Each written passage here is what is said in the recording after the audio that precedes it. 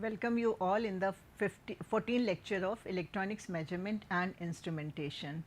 This is the fourth lecture of CRO. In previous lecture I have discussed the front panel control of the CRO, what are the different characteristics we can measure of an electrical signal, how we can test different components. There are a fixed pattern, standard pattern in CRO, and by comparing that pattern we can see whether our component is working or not, like diode, transistor, FET and other component. And then I have also discussed about the cathode ray tube, which is known as heart of the CRO.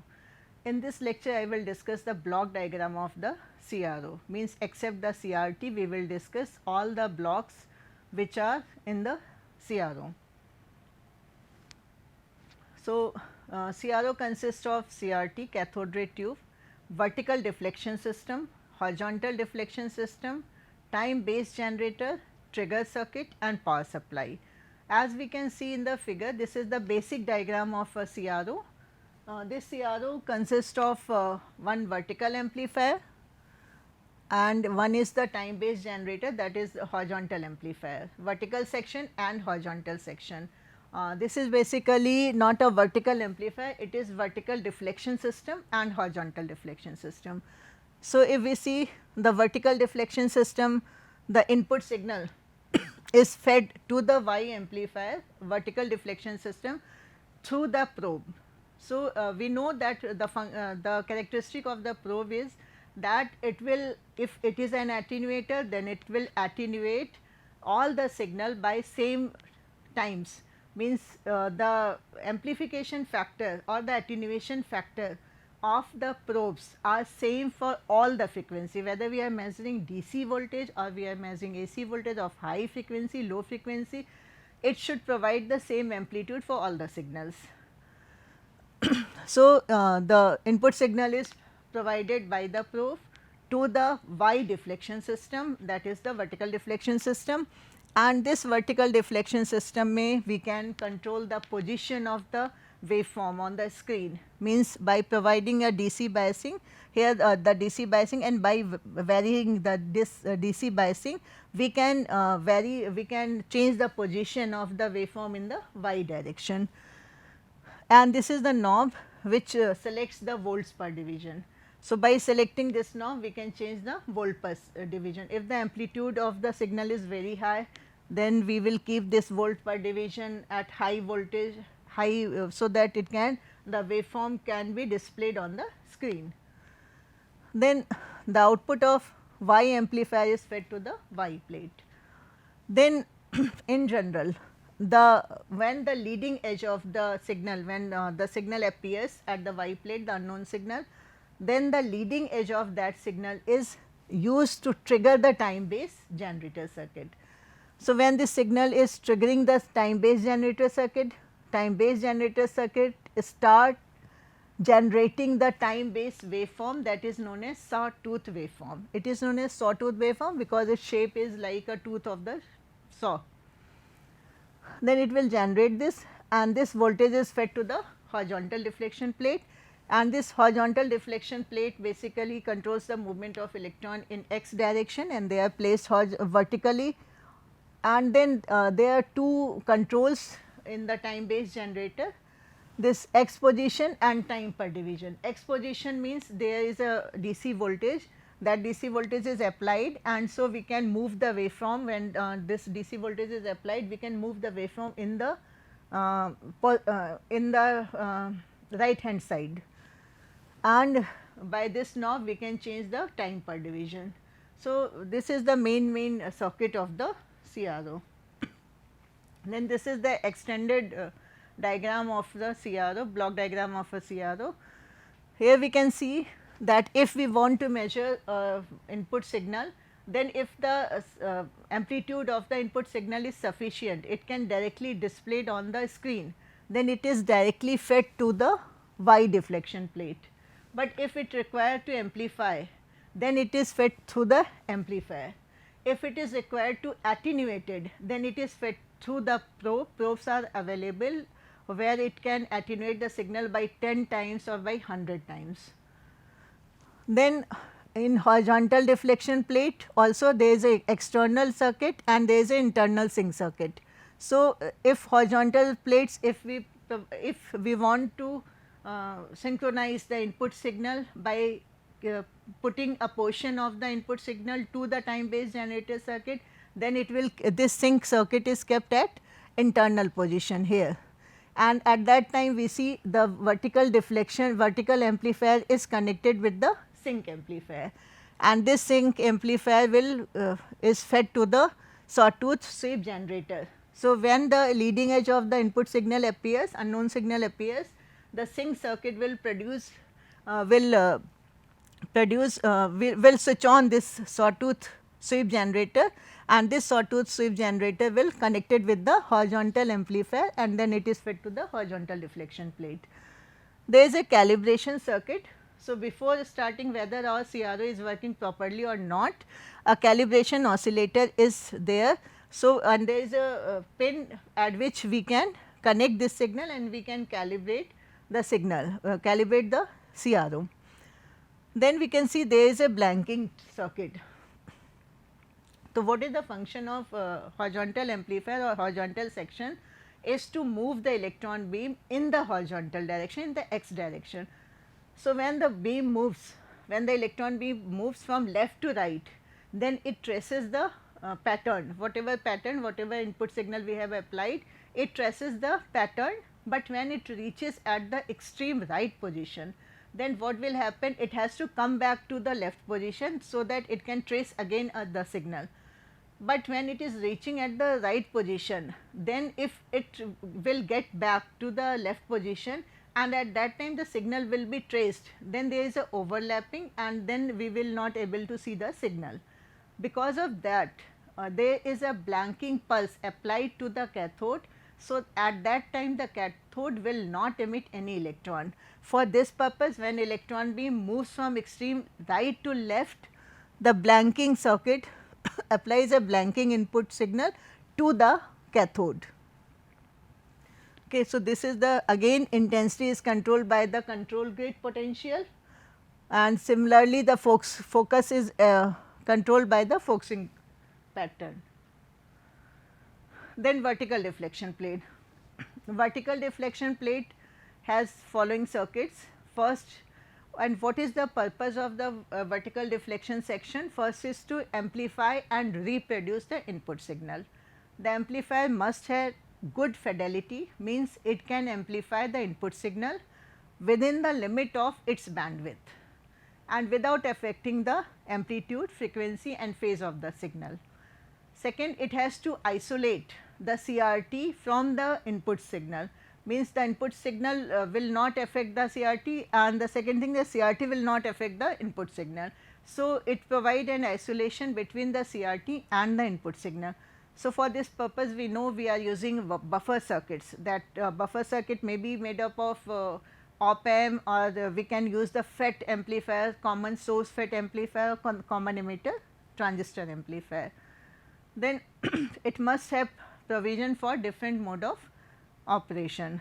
So, vertical deflection system, if we see, is made up of probes, then input selector, and then the input attenuator or the amplifier, whatever we require. If the amplitude is high, then generally the attenuators are inside the probe, but if attenuator is required, then we will pass the signal from the input attenuator and then amplifier, and the output of the amplifier is fed to the vertical deflection plate. This is the internal circuit of the vertical amplifier. So, the purpose of vertical amplifier is to first that the signal will not affect the CRT, and the second thing is that the signal has strength to drive the CRT vertical plates. So, to amplify the signal, a preamplifier is used.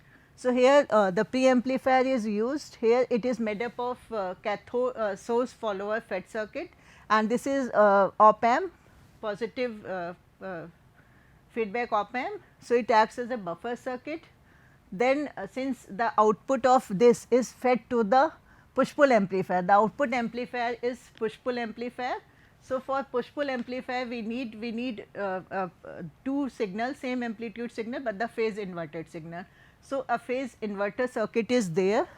Phase inverter circuit will produce two signal which is 180 degree out of phase. Then this signal is amplified by the driver amplifier and it is provide the required input voltage to drive the push pull output amplifier. This push pull output amplifier supplies the deflecting voltage to the deflecting plate. So, this is all about the vertical deflection section. Now, the horizontal section. Horizontal deflection system consists of sweep generator or time based generator, the horizontal amplifier, the trigger circuit. Trigger circuit may be of triggered sweep from the unknown input signal, or it is a free running sweep circuit. So, this is the circuit diagram of vertical deflection system. So, we can see that the vertical deflection system has 3 point, one is external, internal or line. So, this power supply, this circuit, that is the trigger circuit, it may be internally connected means it is connected with the unknown signals input, or we can put it at the external position. When it is at the external mode, then it means ki we can apply external triggering pulses for the operation of this circuit, and we can also connect it with the line frequency. So, if low frequency signals are to be measured, we can put this Smith trigger at the line position and it is connected to the power supply. Then when this triggering circuit is at internal position, then the leading edge of the vertical amplifier signal is fed to this trigger circuit. So, trigger circuit consists of two parts, one is the schematic trigger and another is the RC differentiator. So, schematic trigger function is to produce a square waveform. Then this RC differentiator, basically what it does, it just there is a RC combination. So, it will convert this wide band signal, signal in a very spike signal. So, it is converted into spike signal and that spike signal is fed to the sweep generator. When this signal appears at the sweep generator will produce sawtooth wave signals like this way. This is the trace period and this is the flyback period. So, during trace period it will the input signal is traced at the CRO CRT screen, and during this flyback period the electron beam will move from extreme right to left position. Then it is amplified by the horizontal amplifier and fed to the CRT. Now, this is the horizontal free running sweep generator circuit. So, in free running sweep generator circuit we are using capacitor and JFET transistor. So, when this input supply VBB is applied here, then capacitor C will start charging, we can see here it will start charging, and when the input the voltage at capacitor C is more than the voltage that is required to switch on the JFET, then when this VC voltage is equivalent to the voltage that is required to switch on the JFET, at that time the JFET will switch on, and when it is switch on, then it will draw current from the capacitor, and when it is drawing capacitor current, then capacitor will discharge. So, we can see when this is on, the capacitor will discharge. Then when it will reach certain value, then again the capacitor will charge with the VV voltage, and so this type of, due to charging and discharging of current, a free running sweep is generated. So, this is the free running sweep, and if this is, we can see here that a spot is moving in the x direction, and after this there is a flyback, and in flyback it will return to the y position. Now, when we apply the signal, input signal at the vertical plate, vertical deflection system, in vertical deflection system the signal is passed through the vertical plate, and it is fed to the it is passed through the vertical amplifier, and then the signal is directly fed to the vertical deflection plates. But in horizontal direction we can see that the signal is pass through the sync circuit. In previous we can see that the signal is passed through the trigger circuit, then through the sweep generator circuit, then horizontal amplifier, then it reaches to the horizontal deflection plate. So, it requires some time. So, if we directly feed the vertical amplifier to the CRT and the signal in the horizontal signal is travelling in such a path, then what will happen? These two signals will not synchronized. So, here a delay line is placed. So, this delay line basically provide a delay of 200 nanosecond. So, it adds a delay of 200 nanosecond to the vertical deflection trigger, so that both the signal, the horizontal deflection signal and the vertical signal both appear simultaneously on the screen. So, for this purpose, after the pre-amplifier and main amplifier of the vertical deflection system here, then the delay line is provided, and because this signal when it travels, it takes approximately 200 nanosecond. So, 200 nanoseconds are provided, the delay is provided in the vertical section. Hence, the time based signal precedes the vertical signal in appearing at horizontal deflection plates. Then the vertical signal appears at the vertical deflection plates, thus serving the purpose of delaying the vertical signal. Now, delay lines are of two types. One is lumped parameter delay line and second is distributed parameter delay lines. So, lumped parameter delay lines consist of symmetrical LC network. In LC network, we can cascade the LC network as shown in figure, and by this network can be used as a delay line. We know the delay time of this network is given by Td is equal to 1 by pi Fc, and that is equivalent to root Lc, and that is the delay time provided by a single Lc combination. Then if there is an n number of combinations, then this total delay is equal to n into Td, where n is the number of cascaded sections. So, this is the lumped parameter delay line. The second is the distributed parameter delay line. In distributed parameter delay line, we basically use the coaxial cables as a distributed parameter delay line. So, in coaxial cable, the this center conductor is replaced by the continuous coil of wire wound on a flexible inner core in the form of hexel. So, distributed delay parameter delay line is basically a coaxial cable in which the conductor is replaced by the continuous coil of the wire. So, the inductance of the delay line is offered by the inner coil. The inductance can be increased by increasing the winding of the coil. The capacitance of the delay line is provided by the two axial cylinders separated by the polyethylene dielectrics. So, using thinner dielectric, the capacitance can be increased. The parameter of the helical high impedance delay lines are typically 100 ohm of Z0 and 180 nanosecond per meter delay time is provided. So, this delay time is advantageous over the lumped parameter delay time, as it requires a very small space and it does not require a very critical adjustment. Now, sync selector circuit. So, in sync selector circuit we need know that there are three modes. One is external mode, internal mode and the line mode. So, here it is three mode: external mode, internal mode and line mode. So, for line mode we have to directly provide this with the main line frequency, that is 50 hertz frequency. So, we can connect it with this terminal. In external mode we can connect it with any external signal. Suppose we want to measure the relationship between phase difference between two signals, then we know that one signal is applied at the vertical deflection plate, another signal is applied at the horizontal deflection plate. So, at that time we will keep it at the external position and external signal is applied over here. Then it is fed to the comparator.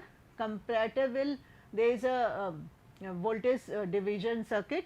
So, the comparator compares whether the external input is higher than that or not.